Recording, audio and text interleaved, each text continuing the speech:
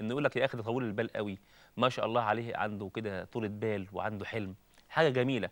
فهي في المربي افضل. الاب النهارده بيتعرض او الام بتتعرض في اليوم على الاقل يمكن ل5 أو 6 مواقف بيتطلبوا منها الانفعال والنرفزه.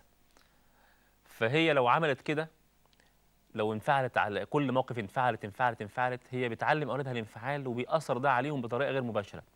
ممكن يبقى الابن عاوز حاجه من امه او من ابوه، لكن عارف ان هو هينفعل عليه او هيتعصب عليه، يقوم يترك هذا الامر ويتجه الى غيره مثلا.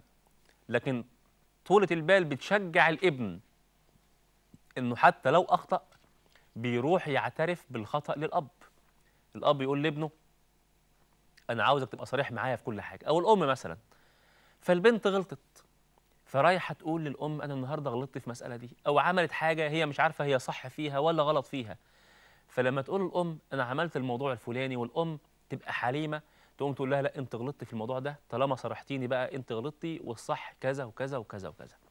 تاني مره البنت لما هتغلط مش هتخجل ان هي تروح تقول لامها انا غلطت.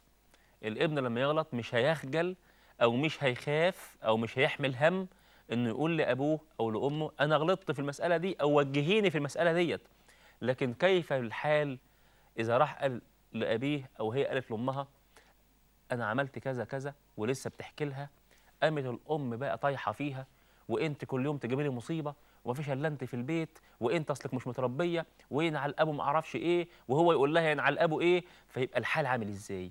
هل يا ترى الابن بعد اللي حصل له ده، او البنت بعد اللي شافته ده، هيبقى عنده الجرأة انه يجي بعد كده يشاور ابوه في مسألة او تاخد رأي امها في مسألة؟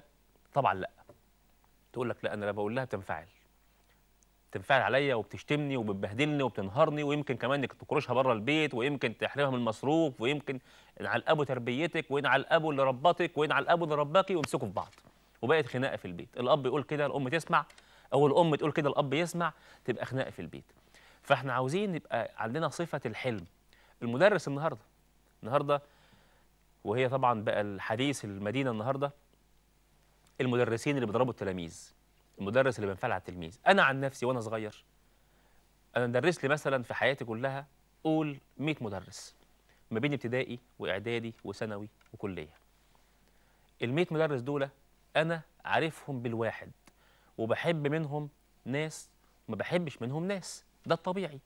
والنهارده اللي بيسمعني النهارده برضه نفس الحكايه بالنسبه له. حضرتك النهارده او حضرتك لو رجعت بالتاريخ لورا، او ان كنت طالب دلوقتي، فانت بتحب ناس بيدرسوا لك او ناس درسوا لك قبل كده، ما بتحبش ناس تانية. لو قلت لك بتحب مين من المدرسين وبتكره مين من المدرسين، هتقول لي ايه؟